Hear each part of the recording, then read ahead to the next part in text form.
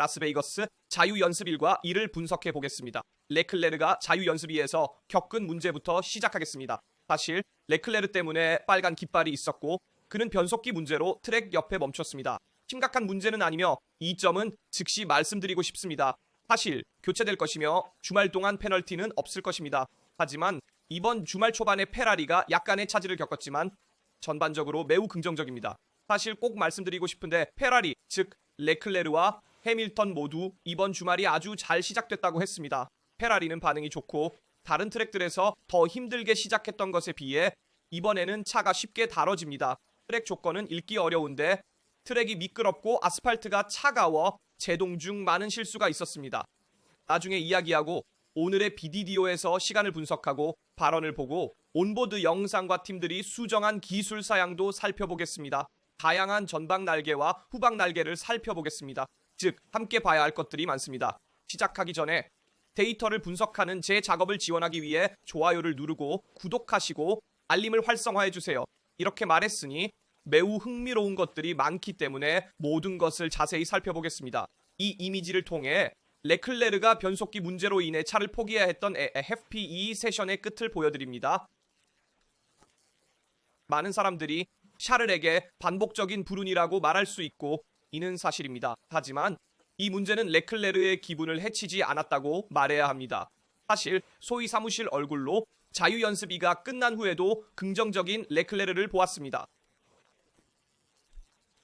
자유연습 2 이후 그의 반응을 바로 보여드리겠습니다.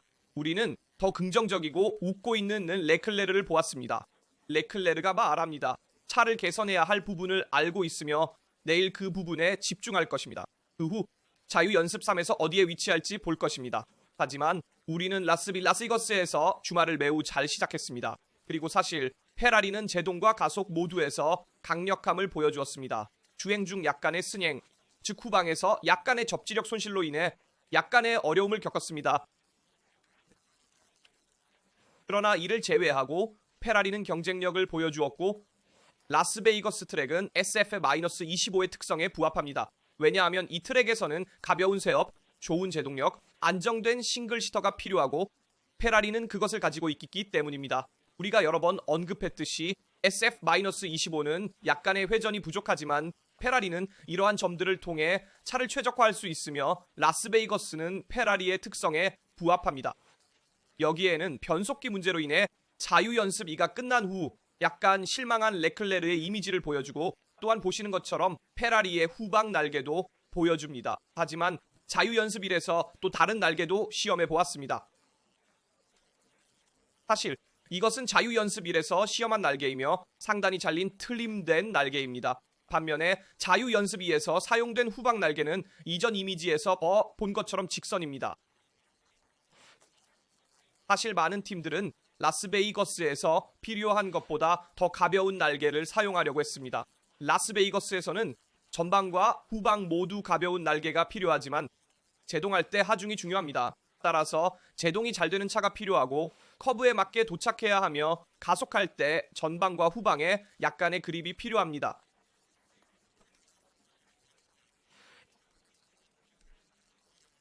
사실 맥라렌도 자유연습 1에서 후방 날개를 가볍게 설정하고 자유연습 2에서는 두 드라이버 모두 평평한 날개로 설정했습니다.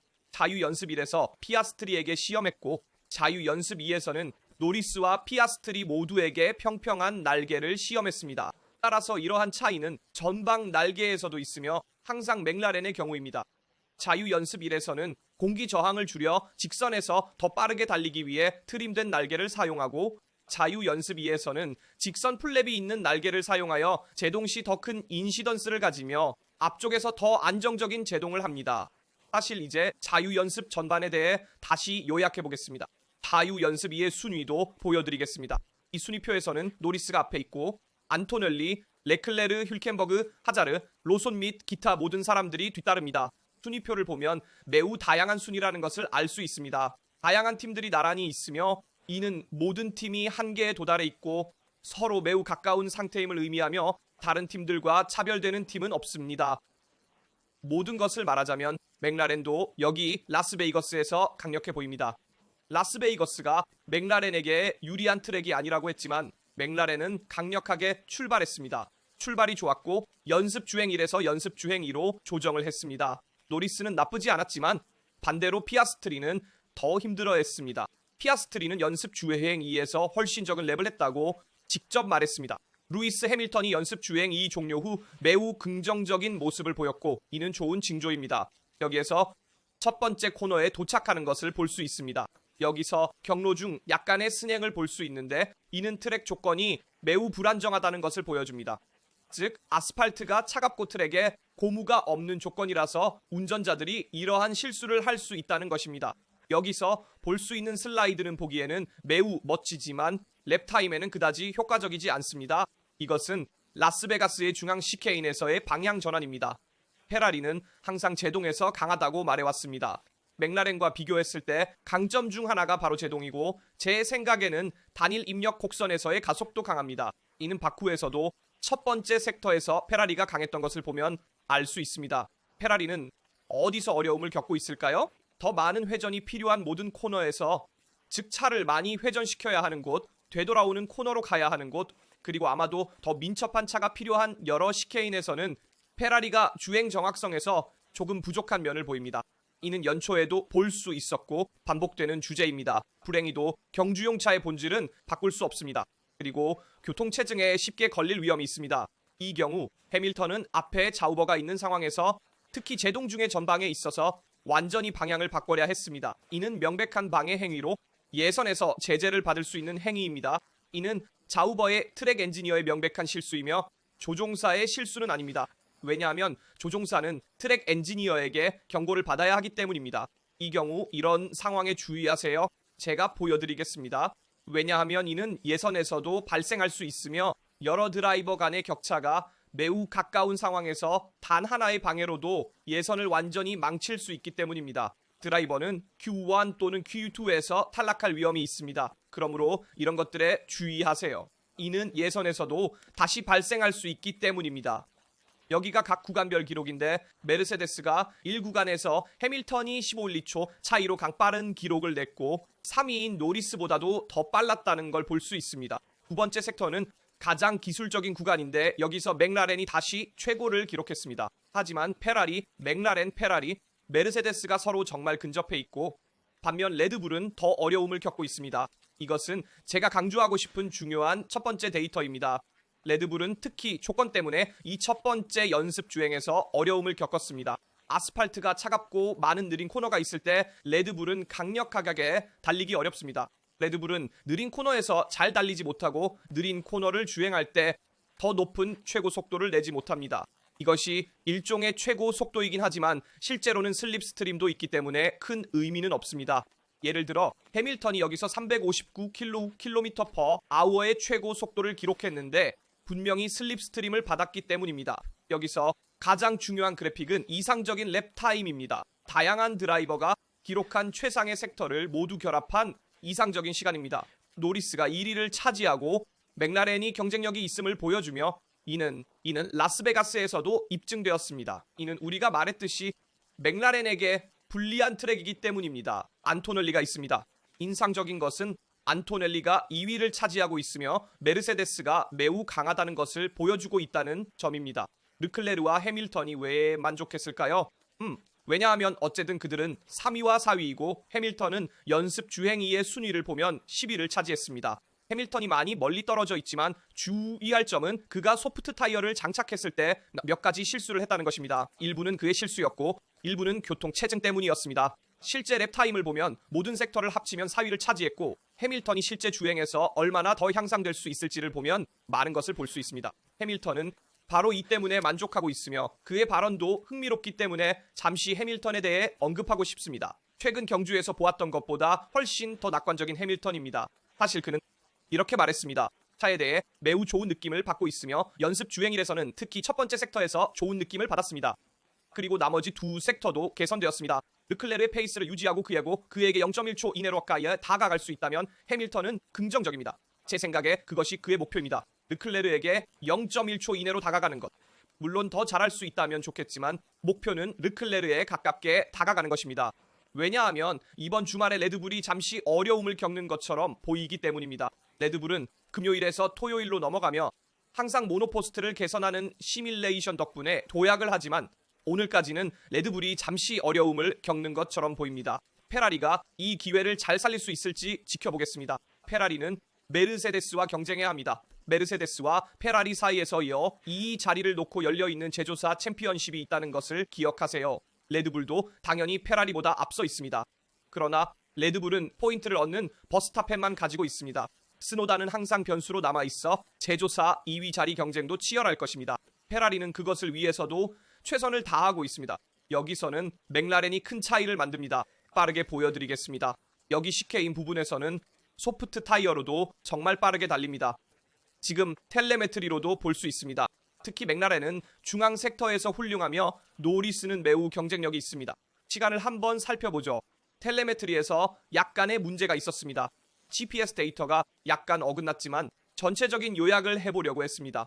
이 4개의 시간을 봅시다. 르클레르, 버스타펜, 그리고 노리스가 두 번째 연습 주행에서 미디엄 타이어로 기록한 최고의 시간을 기록했습니다. 모든 드라이버가 소프트 타이어로 주행하지 않았기 때문에 가장 신뢰할 수 있는 시간들을 선택했습니다. 그래서 미디엄 타이어로 가장 좋은 시간들입니다. 이 중에서 르클레르가 기록한 최고의 시간은 1분 33.7초입니다.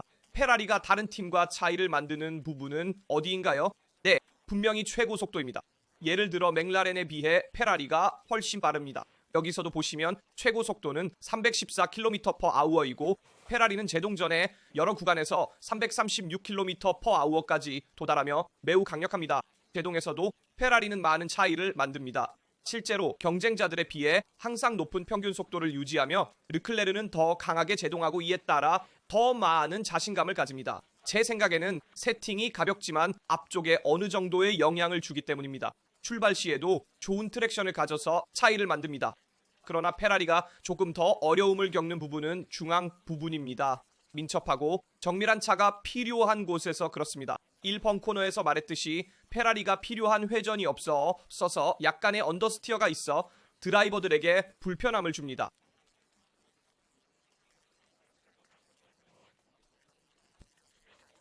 그러나 마지막 코너에서 제동 시에는 르클레르가 더 강하게 달려서 차이를 만듭니다. 단일 입력 코너에서도 페라리는 더 빠릅니다. 따라서 약점을 찾자면 1번 코너와 중앙 부분입니다. 강점을 찾자면 최고 속도와 마지막 코너에서의 결단력 있는 제동입니다. 모든 코너에서 결단력 있는 제동이 필요합니다. 여기서 페라리는 큰 차이를 만듭니다.